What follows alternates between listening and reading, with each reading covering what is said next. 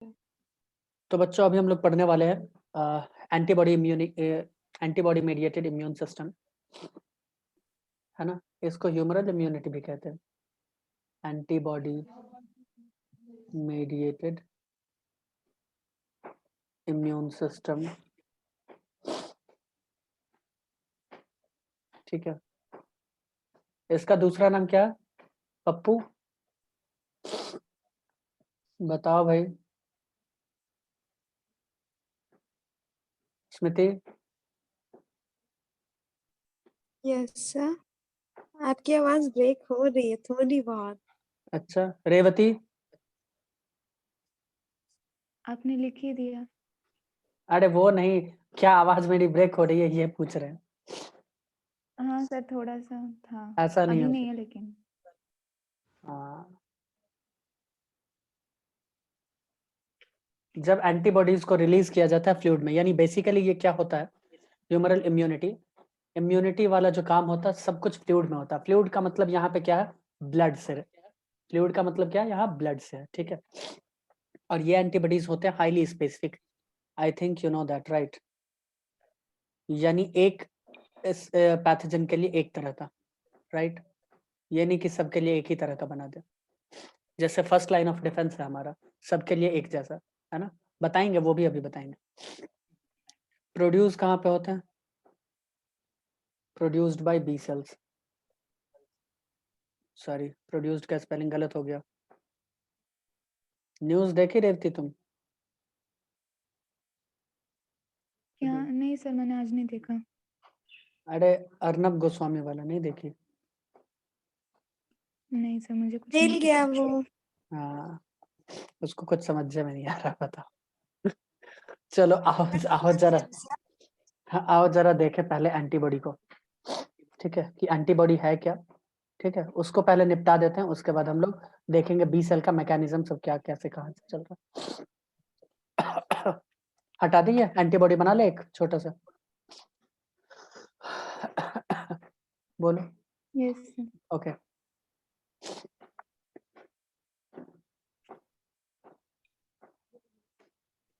देखो अलग अलग बुक में अलग अलग होते हैं, वो यहाँ पर ऐसे ऐसे दांत टाइप का भी बनाते हैं, फिर ऐसे ऐसे, मैं बना नहीं रहा हूँ बट तुम्हें पता होना चाहिए, मैं वहां पे मेंशन कर दूंगा, ओके ना। क्योंकि यहाँ पे कुछ बच्चे एबीसी पढ़ के आएंगे बायोलॉजी का, तो वो बताएंगे कि सर आपने ये मिस कर दिया। मैंने मिस नहीं किया, मैंने जानबूझ के किया।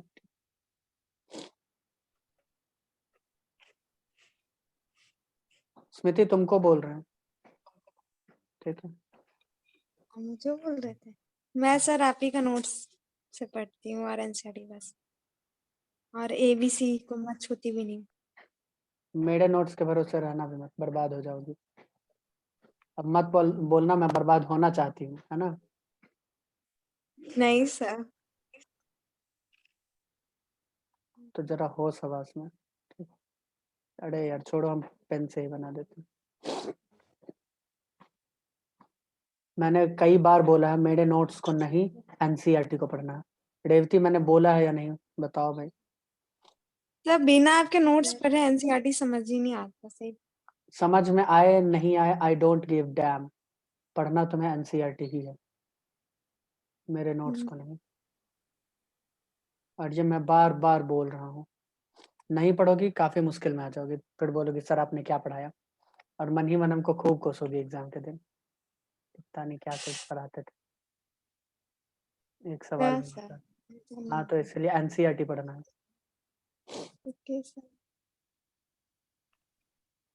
विनोद तुम क्या पढ़ रहे हो? अच्छा वो तो पढ़ ही नहीं रहा, उसका कैसा सवाल हम पूछ लिया। ये सही बोला, कुछ नहीं पढ़ रहा है, मैं नल्ला बैठा है। बात तो सही बोल रहा हूँ,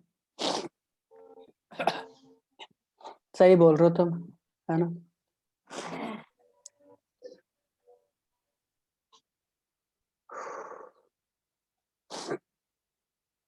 चलो मैं तुम लोगों को कुछ कुछ यहाँ पे दिखाने का कोशिश करता हूँ। ये है एंटीजन बाइंडिंग साइट, इसको पैराटॉप भी कहते हैं, एंटीजन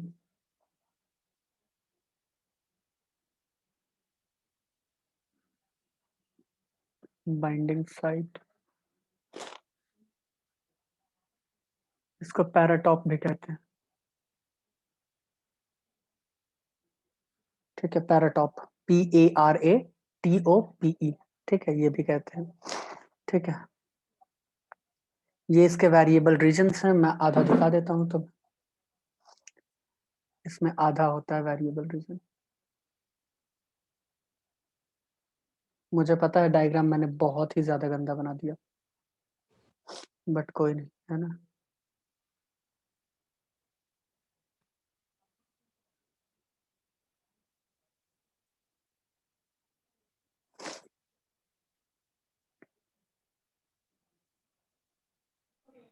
सर आपने तो पिछली बार कुछ और बनाया था। कब? सर ये हाफ हाफ क्या है? वो तो मैंने शेड बताने के लिए बताया था ना।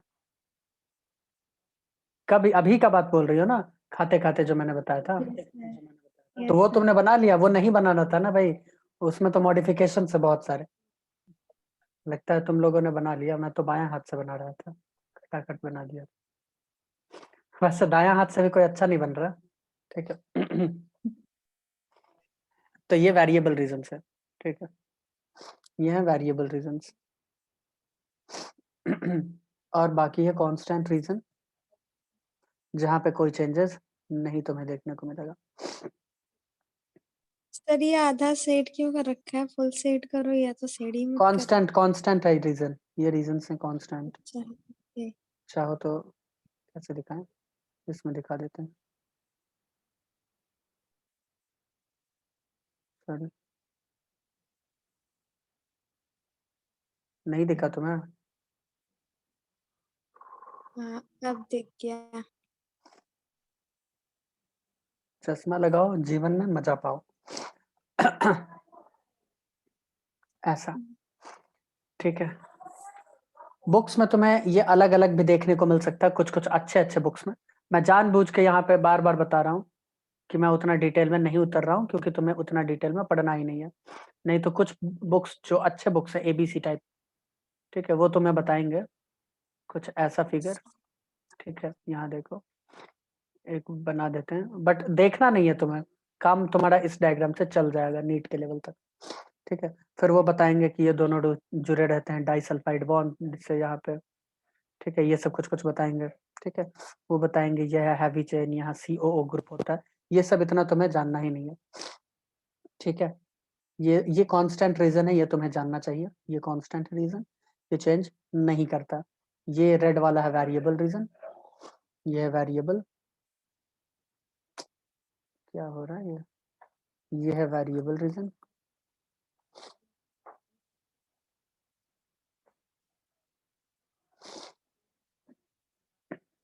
वेरिएबल, ये है वेरिएबल रीजन, और ये नीचे वाला भी है कांस्टेंट, ठीक है, कोई दिक्कत वाली बात नहीं, ओके। बोलो, इतना चीज समझ में आया? अब इसका मैकेनिज्म मैं बताऊंगा होता क्या है इसमें, ये चीज समझ में आया क्या?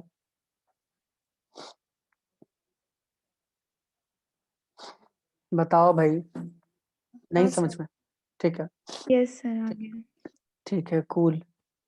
अब देखो यहाँ पर क्या हो रहा है, मैं तुम्हें दिखाता हूँ।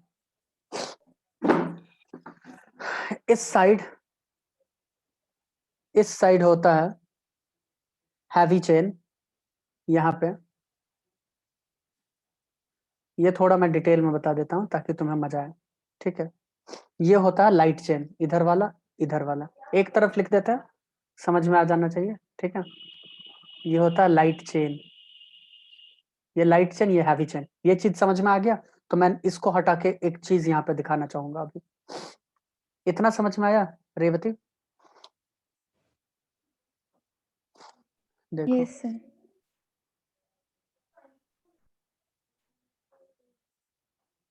यहाँ देखो, एक को तुम मान लो ये वाला लाइट चेन, एक को मान लो हैवी चेन, चलो इसको XC मान लेते हैं, इसको हमने मान लिया LC यानी लाइट चेन, ठीक है। अब यहाँ पर क्या होता है, एंटीजन आएगा, कौन आएगा? एंटीजन आएगा। एंटीजन आता नहीं है, जाता तो है B सेल एंटीजन के पास, है ना, जा जा के चेक करता है कि भाई कौन है, भाई कौन है, मिल जाओ मिल जाओ, ठीक है, ठीक है। तो एंटीजन बाइंडिंग साइट्स जो यहाँ पे प्रेजेंट होते हैं, मैं तुम्हें दिखाने का कोशिश करता हूँ एक छोटे से डायग्राम से।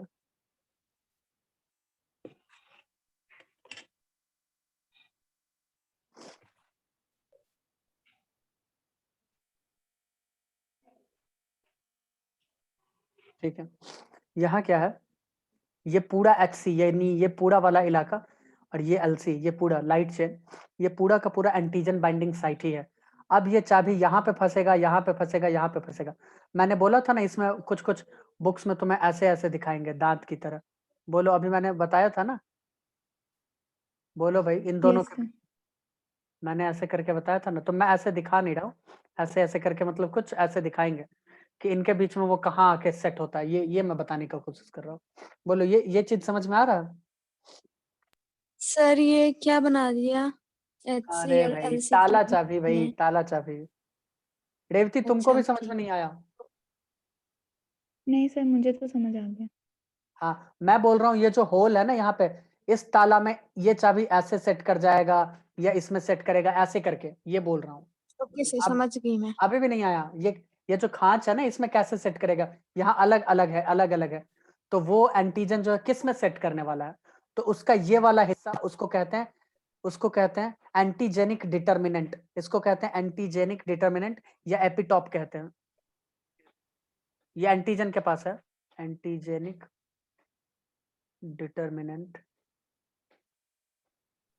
सोचो, एक पैथोजन के पास एक इधर है, सॉरी पैथोजन कहते हैं, एक एंटीबॉडी में एक इधर है एक इधर है, और ऐसे ऐसे अलग अलग डिफरेंट तरह के एंटीबॉडी बी सेल्स पे बहुत सारे होते हैं, है ना रेवती? और ऐसे बी सेल्स बहुत सारे हैं बॉडी में, तो सोचो प्रोबेबिलिटी कितना बढ़ गया, बढ़ा कि नहीं बढ़ा एक को पकड़ने के लिए, है ना?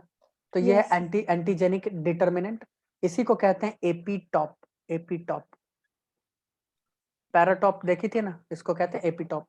ठीक है, अब आके इसमें ये सेट हो गया, अब सेट हुआ तो बाकी आगे का कहानी तो तुम्हें पता है। जैसे ही ये पकड़ में आया बी सेल, आगे का कहानी देखो क्या करेगा। इतना चीज समझ में आया? इसमें लिख दो एंटीजन, इसमें लिख दो एंटीजन, इसमें लिख दो एंटीजन। कोई दिक्कत होना नहीं चाहिए।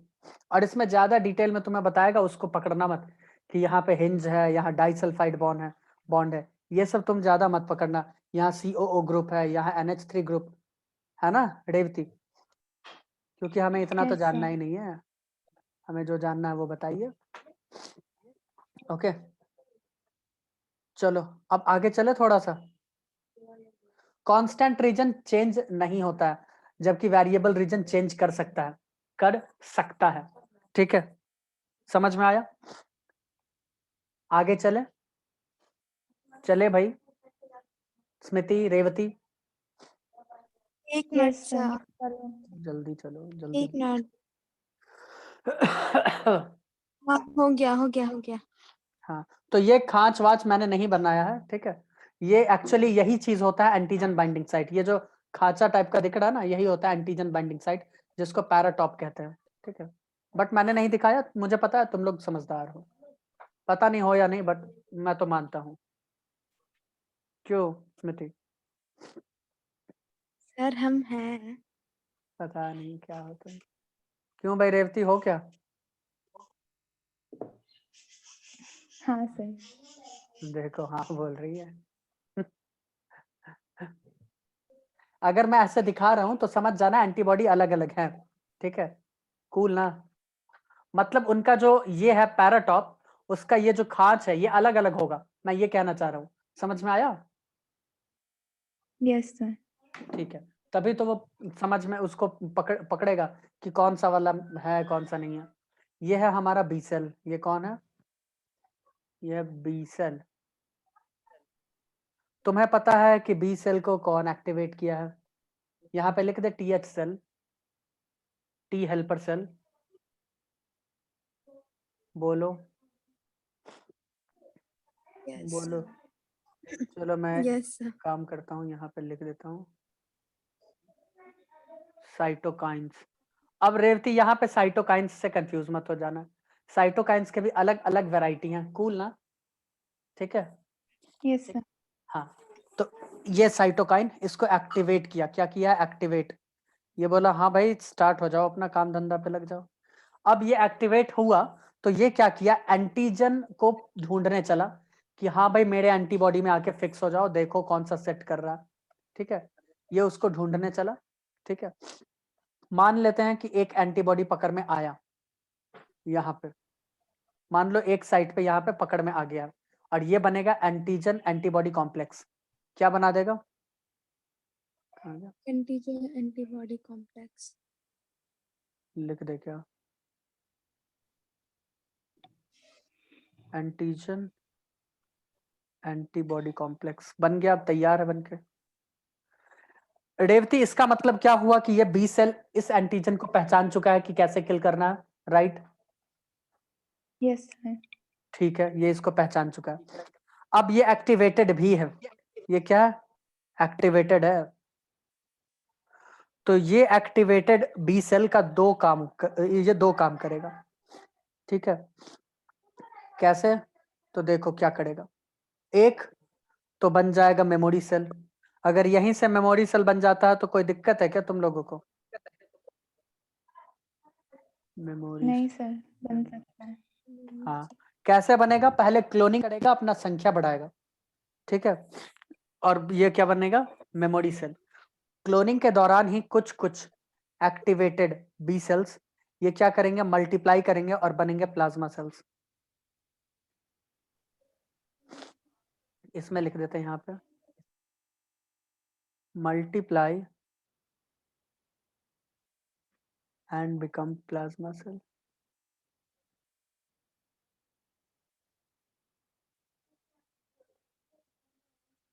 ठीक है, सेल्स लिख देते। मैंने क्या बताया था भाई, इंडोप्लाज्मिक रेटिकुलम, यहाँ पे मैं ऐसे ऐसे दिखा देता हूँ, समझ जाना इंडोप्लाज्मिक ही है, ठीक ना। इंडोप्लाज्मिक रेटिकुलम, इसमें बड़े बड़े तुमको देखने को मिलेंगे, कौन है ये, प्लाज्मा सेल, ठीक है। इसमें तुमको इंडोप्लाज्मिक रेटिकुलम बड़े बड़े देखने को मिलेंगे और ज्यादा देखने को मिलेंगे। क्यों? क्योंकि एंटीबॉडी क्या है, प्रोटीन ही तो है या नहीं है, बताओ, बोलो भाई। Yes sir. तो एंटीबॉडी को बना रहा होगा ये एंडोप्लाज्मिक रेटिकुलम। चलो बनाते हैं।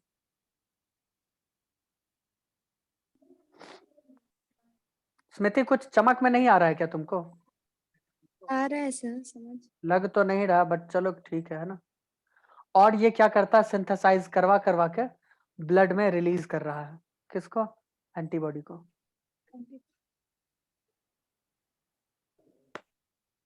कैसे भी बना दो इधर उधर। क्या मुझे कोई बताएगा यहाँ पे स्मृति कि ये एंटीबॉडी सब एक तरह के होंगे या अलग अलग तरह के? अलग अलग। Very bad. रेवती, ये सर तरफ सेम होना कैसे- चाहिए। सेम ही उसने होगा ना भाई, आइडेंटिफाई। क्योंकि अब तो इसको पहचान चुका है ना एंटीबॉडी को, एंटीजन को। स्मृति, एंटीजन यानी पैथोजन को पहचाना है, तभी तो ये अपना संख्या बढ़ा रहा है।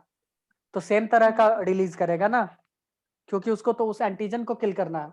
अलग अलग करके क्या करेगा? स्मृति नहीं समझे? समझ गई सर। अब बताओ, Same होगा। तुम 5 आदमी मिलकर रहती हो, तुम, प्रियंका, रेवती, दीपशिका, शिवानी। तो एक चाबी अगर पकड़ में आ चुका है तो उसी का तुम फोटोकॉपी करवाओगी ना और सबको दोगी, या सबको अलग अलग चाबी दे हाँ। दोगी और अपना एक रखोगी अच्छा वाला? हाँ, नहीं सर, नहीं। वही हुआ।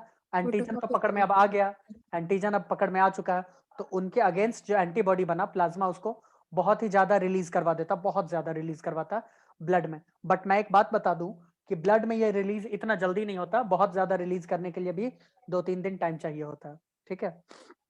ये क्या हो रहा है, प्लाज्मा क्या कर रहा, सिंथेसाइज कर रहा, सिंथेसाइज एंटीबॉडीज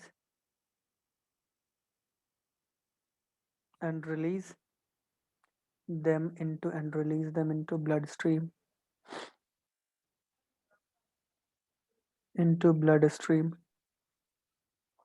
सर फिर ये बी सेल जब क्लोनिंग करके बहुत सारा बन रहे हैं, तो उसमें जो एंटीजन आइडेंटिफाई हुआ है, जो एंटीबॉडी ने आइडेंटिफाई किया है, उसे मल्टीप्लाई करेगा। कौन, एंटीजन बाकी सारे एंटीबॉडी तो- कॉम्प्लेक्स? नहीं नहीं नहीं, ऐसा नहीं होगा, ठीक है। देखो, जब एंटीजन एंटीबॉडी कॉम्प्लेक्स पकड़ लेता है ना, तो दूसरे भी कॉम्प्लेक्सेस होते हैं, दूसरे बी सेल्स भी होते हैं, और बी सेल्स पे दूसरे भी कॉम्प्लेक्सेस होते हैं, वो उनका फोटोकॉपी करना स्टार्ट कर देता है। ये बी सेल तो अपना पकड़ लिया, ठीक है, बी सेल जैसे ही पकड़ा, बाकी का काम तुम्हें पता है, मैक्रोफेजेस स्टार्ट करेगा। ठीक है, मालूम है ना? तो बी सेल्स पे और भी Yes, sir. कॉम्प्लेक्सेस प्रेजेंट होते हैं। तो बस शुरू हो जाता है वहीं से कहानी।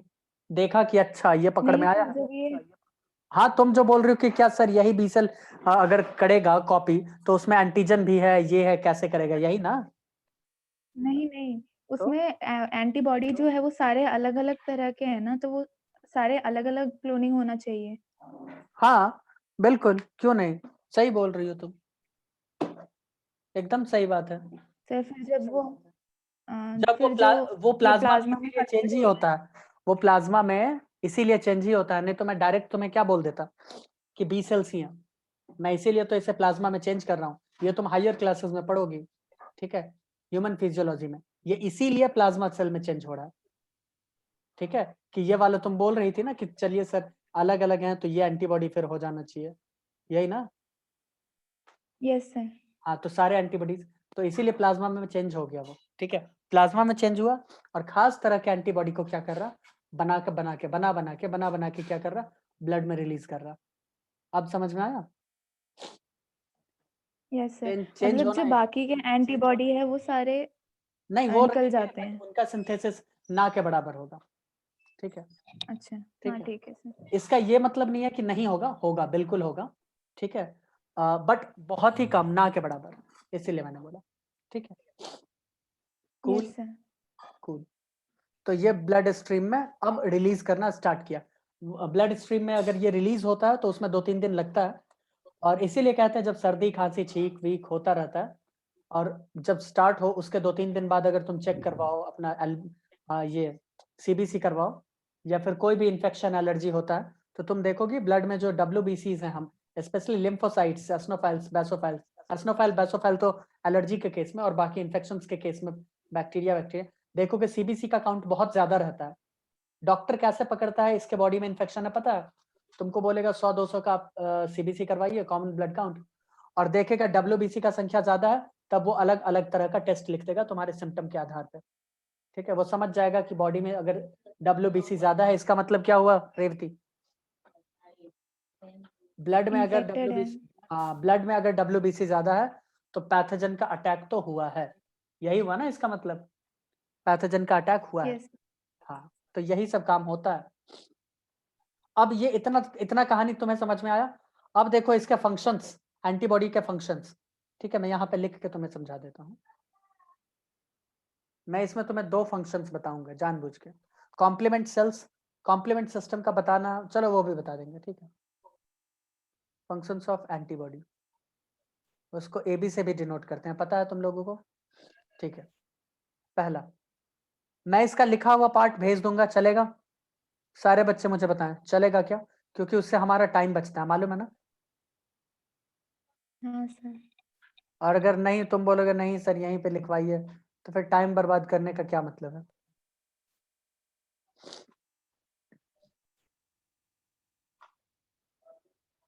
देखो क्या हो गया, सपोज कोई वायरस कोई बैक्टीरिया कुछ आया हुआ है, बेंजीन रिंग बना देते हैं, है ना? मान लो ये पैथोजन है, कोई वायरस है, बैक्टीरिया, कुछ भी, एंटीबॉडी ने इसको पकड़, मतलब कि इसके खिलाफ एंटीबॉडी बन चुका है। ठीक है, ये क्या करेगा, एंटीबॉडी आकर इसको चारों तरफ से घेरना स्टार्ट कर देगा। लो, बोलेगा अब मैं तुम्हें दूसरे की तरफ अटैक ही नहीं करने दूंगा। जो हेल्दी सेल्स है ना रेवती, बोलेगा मैं उधर आपको अटैक यस नहीं सर। करने दूंगा। तो क्या ये इसके फंक्शंस को, इसके इफेक्ट को न्यूट्रलाइज नहीं कर रहा? That's called neutralization of pathogens. जब ब्लड स्ट्रीम में ही पैथोजेंस से आके अटैच कर जाए कौन, antibody, that's called antibody. Neutralization. Kill नहीं करता है, किल नहीं करता है, वो आके बस अटैच होता है ताकि वो नॉर्मल सेल को अफेक्ट ना कर सके। बोलो समझ में आया? भाई बताओ, विनोद विनोद बताओ भाई। रेवती बता रही है सिर्फ, बाकी बच्चों को सांप सूंघ गया। यस सर, दूसरा yes sir, function, yes sir. Okay, Smriti क्या तुम्हारा नाम लेना पड़ेगा? इससे अच्छा तो हम सीताराम ले लेते नाम, तो उसमें कल्याण हो जाता। सर हाँ सर समझ आ रहा है। क्या है इसका मतलब? हाँ, क्या कहना चाहती हो तुम? इससे पहले आपने जो समझाया ना वो समझ आ गया है। ये एक बार बता दो फिर।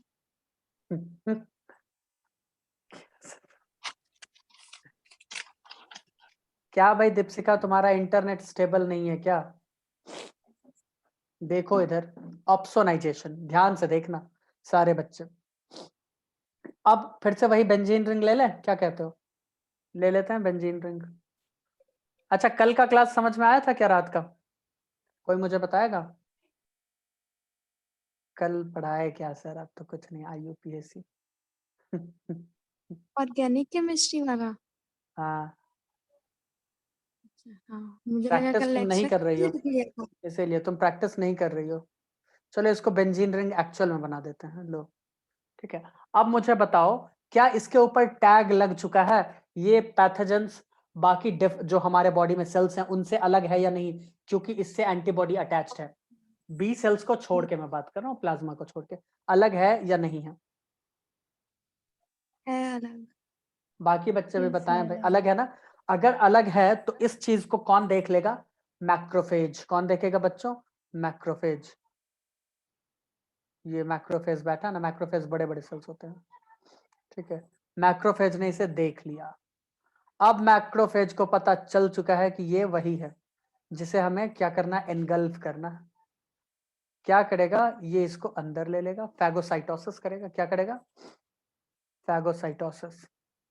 तो अगर सही मायने में मैं तुमसे बोलूं कि ऑप्सोनाइजेशन क्या है, तो ऑप्सोनाइजेशन को तुम टैग कह सकती हो, टैग लगाना, किसी चीज पे टैगिंग करना। ठीक है, बोलो, बताओ भाई। सर फिर ये न्यूट्रलाइजेशन और इसमें डिफरेंस क्या रह जाएगी? डिफरेंस है, न्यूट्रलाइजेशन टर्म तब यूज कर रहे हैं जब वो उसके इफेक्ट को कम कर देता है, और उसी में क्या होता है कि वो जो टैग लग चुका है उसको क्या करता है? बाकी सेल्स से अलग बनाता है, और उसे देख के मैक्रोफेज अटैक करता है। यानी अलग अलग एस्पेक्ट में हम ये टर्म यूज कर रहे हैं। है तो एक ही चीज ना रेवती, तुम सही बोल रही हो कि सर Yes, उसके ऊपर sir. तो अटैच हुआ, लेकिन हम जो संदर्भ ले रहे हैं, किस चीज के एस्पेक्ट में हम बात करना चाह रहे हैं? हम अगर फैगोसाइटोसिस के रिस्पेक्ट में बात करना चाहें तो क्या वहां पे न्यूट्रलाइजेशन वर्ड सही होगा? नहीं होगा। होगा क्या, तुम बताओ? No, नहीं होगा। तो नहीं सर। उसके केस में हमें ऑप्सोनाइजेशन यूज करना पड़ेगा। तो इसलिए हम अलग अलग वर्ड यूज कर रहे हैं। ओके, हाँ, यस सर। कूल। आगे चले चले चलो चलते हैं। मैं इसके साथ ही तुम्हें, सारे बच्चे ध्यान से सुनेंगे, मैं इसके साथ ही तुम्हें एंटीबॉडीज का लिस्ट भेजूंगा, चाहे IgA हो, IgG हो, IgD हो, IgE हो। ठीक है, इन सब का लिस्ट तुम लोगों को मैं भेजूंगा, तुम उसे लिख लेना, क्लास में हम लोग डिस्कस करेंगे। कूल, बताओ, लिख तो सकते हो ना? Cool, sir. ओके हाँ सर। Okay, cool. चलो आगे चले फिर। ये बताने का मन तो था नहीं, बट तुम लोगों ने इतना रिक्वेस्ट किया तो बता देते हैं। क्यों स्मृति, सही बोल रहे हैं ना? बता दीजिए सर। हाँ सर। इसके बाद मैं तुम लोगों को बताऊंगा हमारे बॉडी में जो 3 डिफेंस मैकेनिज्म, 3 है। एक first line of defence mechanism, third line, ये कैसे कैसे कैटेगराइज कर दिए हैं। ठीक है, तुम्हें अभी थोड़ा सा कंफ्यूजन होगा, मुझे पता है। ठीक है, तो वो मैं क्लियर कर दूंगा। देखो, ये हेल्प करते हैं कॉम्प्लीमेंट सिस्टम को। कॉम्प्लीमेंट सिस्टम हमारे बॉडी में क्या करता है? कुछ खास तरह के कॉम्प्लीमेंट प्रोटीन बनाते हैं, ध्यान से सुनना, जो पैथोजेंस को क्या करता है? न्यूट्रलाइज करता है। आ रहे हैं, 2 मिनट। तो पैथोजेंस को क्या करता है? न्यूट्रलाइज करता है। ओके, तो देखो, ये कोई पैथोजन है, इस पे आया, इस पे आके अटैच हो गया है कौन? एंटीबॉडी। एंटीबॉडी अटैच हो गया, तो एंटीबॉडी से अटैच होता है वहां पर कॉम्प्लीमेंट प्रोटीन्स। यहाँ पर क्या होते हैं? कॉम्प्लीमेंट प्रोटीन, जैसे कि C1, C4, C2 ऐसे करके। ये इनके डिस्कवरी के आधार पे इनका नंबरिंग है कॉम्प्लीमेंट प्रोटीन्स का। ये आके जुड़ता है, इसका 2 फेट होता है, 2 किस्मत होता है। या तो इसके साथ CB आके जुड़ जाए, लास्ट में होता है C3। ठीक है, उसमें भी होता है एक A वाला, और C3 होता है एक B वाला। ठीक है, सर एक मिनट बताना, C1 C4 C2 C3 complementary क्या? प्रोटीन है। ठीक है, कॉम्प्लीमेंट्री प्रोटीन है बॉडी में। ठीक है, तो ये आके एंटीबॉडी से जुड़ा, अगर ये लाइन चला तो इसमें दो चीज होता है, एक बाइंडिंग वाला, ठीक है, बाइंडिंग वाला होगा तो वो इतना ज्यादा कॉम्प्लीमेंट्री प्रोटीन बाइंड कर जाएगा कि मैक्रोफेज इसको देखेगा और इनगल्फ कर जाएगा, वही फैगोसाइटोसिस होगा। और ए वाला होगा, ठीक है, अटैचमेंट ये डायरेक्ट क्या करेगा, इसी के साथ कर देगा विदाउट हेल्प ऑफ एंटीबॉडी, आके ये कॉम्प्लीमेंट्री प्रोटीन जुड़ता है और इसका लाइसिन कर देगा, लाइसिन यानी इसको तोड़ेगा। बस यही कहानी है और कुछ नहीं। कोई दिक्कत? एक और बार समझ नहीं आया। चलो पब्लिक के रिक्वेस्ट पे एक बार और बार, ठीक है। एंटीबॉडी अगर होगा तो कॉम्प्लीमेंट्री प्रोटीन्स के बारे में मैं बता दूंगा, ठीक है, नेक्स्ट क्लास में 10 मिनट उसके बारे में बता देंगे कैसे बनता है, कहाँ से बनता है, ठीक है। ये कॉम्प्लीमेंट्री प्रोटीन क्या किया ना, ये आकर जुड़ा, ठीक है, ये क्या किया, आकर जुड़ गया एंटीबॉडी से, एंटीबॉडी के साथ ये आकर जुड़ा और क्या करता है कि इसमें दो तरह का किस्मत होता है इसका। एक तो इसके साथ जुड़ेगा और जुड़ता जाएगा बहुत ज्यादा, तो इसको नोटिस कर लेगा कौन, इसको नोटिस करेगा मैक्रोफेज, ठीक है, इसको कौन करेगा नोटिस, मैक्रोफेज, और उसको किल कर देगा। या एंटीबॉडी ना हो तो भी C3b इस पे आके जुड़ सकता है, C3b ये प्रोटीन इस पे आके जुड़ सकता है, बाइंडिंग प्रोटीन होता है, ठीक है, ये आके जुड़ेगा पैथोजेंस पे, तो ये भी क्या करवा सकता है, फैगोसाइटोसिस, या इस पे आके जुड़ जाए तो भी फैगोसाइटोसिस हो सकता है। या इसमें, इस केस में एक और केस होता है जब C3a हो अटैचमेंट वाला, वो क्या करवाता है without the use of macrophage, ये खुद इसका क्या करवा दे, सेल का लाइसिस करवा दे, ठीक है, सेल को तोड़ दे, सेल के मेम्ब्रेन को। समझ में आया रेवती? ये दो काम कर सकता है। Yes sir. एक और काम वैसे होता है, मतलब C3a और एक काम करता है, ये क्या करता है, मास्ट सेल के साथ अटैच हो जाता है, ठीक है, मास्ट सेल के साथ अटैच होता है, जो कि स्टिमुलेट करता है इन्फ्लेमेशन, एक खास तरह के हार्मोन को रिलीज करके जिसका नाम है हिस्टामाइन, ठीक है। और ये जो कॉम्प्लीमेंट्री प्रोटीन्स है या कॉम्प्लीमेंट्री सिस्टम, ठीक है, ये कॉम्प्लीमेंट सिस्टम है, लीवर और तुम्हारा जो है क्या कहते हैं इसको, मैक्रोफेज, यही बनाता है इस तरह के प्रोटीन्स को, C1 C4 C2 C3, कौन बनाता है, लीवर एंड मैक्रोफेज, ये बनाते हैं। सर आपकी आवाज बहुत ज्यादा ब्रेक हो रही है। कोई नहीं, लीवर एंड मैक्रोफेज बना बना के रिलीज करते रहते हैं, इतना चीज समझ में आया रेवती? ये इनएक्टिव फॉर्म में रहते हैं, सर ये ठीक है। क्या बोल रही हो? सर ये जो C3a और C3b है वो कहीं पर भी बाइंड हो सकता है, मतलब पैथोजन से डायरेक्ट भी हो सकता है हाँ, और डायरेक्ट एंटीजन। हो सकते हैं, बिल्कुल बिल्कुल हो सकते हैं, हो सकते हैं, ठीक है। लेकिन ये Yes, sir. उतने ज्यादा इफेक्टिव नहीं होते, इफेक्टिव तो हमारा लिम्फोसाइट है, बट ये होते हैं। तुम्हें तो पता है बॉडी में ऐसे बहुत सारे प्रोटीन्स, बहुत सारे मैकेनिज्म है ना, तो ये भी एक है। Got it? Yes sir. और C3b जो होता है ना, ये C3b C5 C6 C7 C8 और C9 का एक चेन बना के लाइसिस करता है। चलो मिलते हैं फिर हम लोग नेक्स्ट क्लास में, मैं अपडेट करता हूँ नेक्स्ट क्लास रात का टाइमिंग, ओके। तब तक के लिए take care and bye bye, okay.